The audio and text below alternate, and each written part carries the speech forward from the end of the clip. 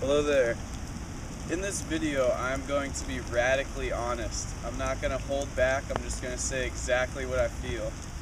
And so, as humans alive today, we live in epic times. The year 2010, it seems like all these crises all over the world are converging. We have a climate crisis, we have education crises, we have economic crises, ecological crises all over the world.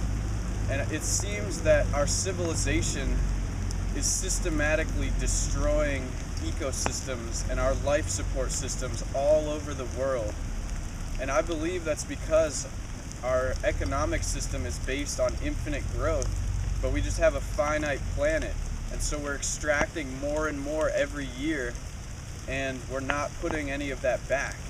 And so with all these problems at hand, how could we possibly solve them? And Albert Einstein, one of the greatest minds of the 20th century, has said, a problem can only be solved with a new level of consciousness. You need to expand your consciousness in order to see how the problem was created and how you can solve it. And so we're left with, how can we expand our consciousness in order to solve these epic crises that are happening all over the world and seem to be converging right now. And before I get into that, I just want to give a hypothetical story of a man who is charged of a crime in 1965, and he's locked in jail. They have a court case and everything. He's locked in jail, and he keeps telling everyone that he's innocent, but they've convicted him and he's locked away.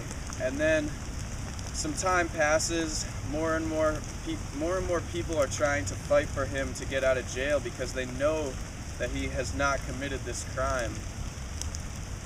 And as more time goes on, more and more people think, maybe this guy really didn't do this crime. Maybe we should let him out of jail. And then eventually a new witness comes to the stand, and more new witnesses come to the stand, and new evidence is discovered. And they bring up this old case from 1965, and they've realized that this man did not commit this crime, and he's innocent, and thus he is exonerated and let free. And I believe this metaphor relates to that of the situation of sacred plants, also known as psychedelics, also known as entheogens. And these sacred plants, for example, ayahuasca, which is in the South American rainforest, also psilocybin mushrooms, which grow all over the world. And these plants have been made illegal by the US government and other governments around the world. But now more and more evidence is resurfacing. More and more people are coming forward saying these plants do not need to be illegal. They're very beneficial to us.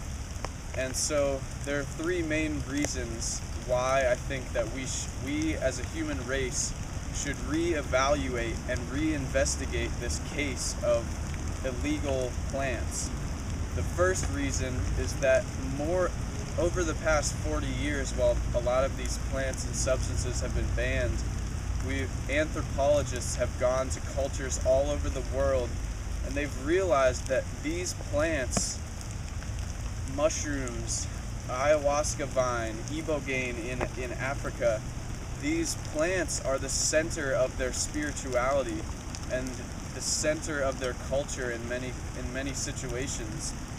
And it's not just one culture in one area using these. There's Siberian tribes that also use mushrooms. There's ones in Mexico, there's ones in South America.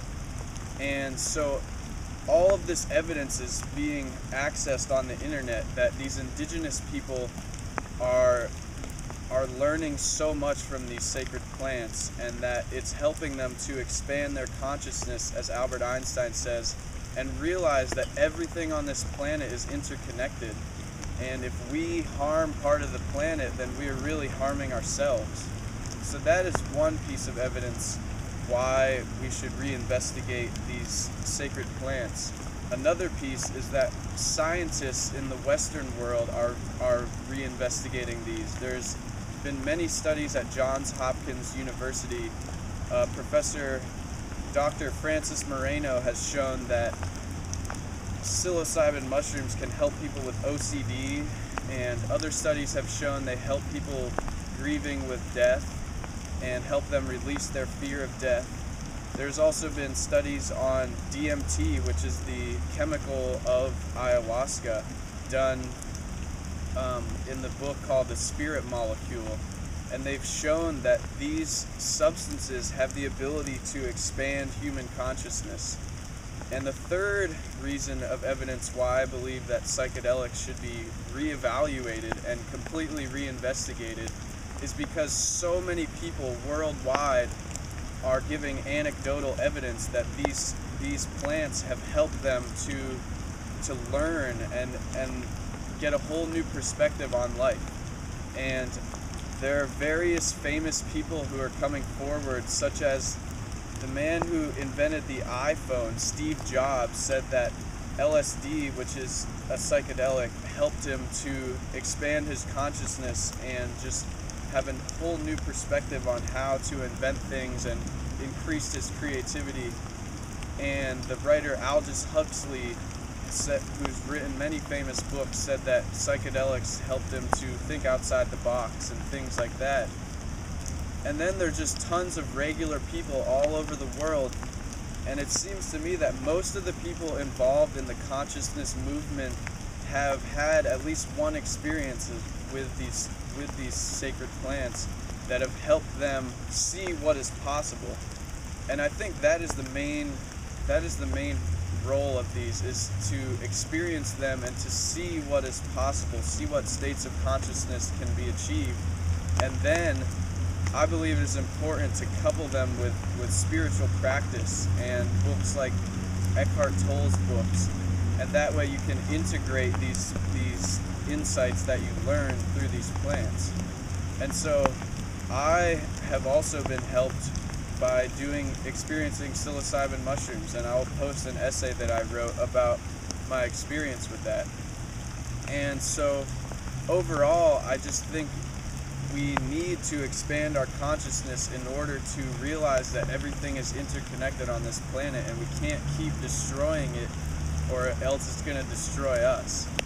And so once again, the three pieces of evidence that we should reevaluate it are these indigenous cultures that we're learning about that have revered these plants for thousands of years, and two, all of the scientific investigations in Western culture, and three, just millions of anecdotal stories, people coming forward saying that these plants have completely changed their lives.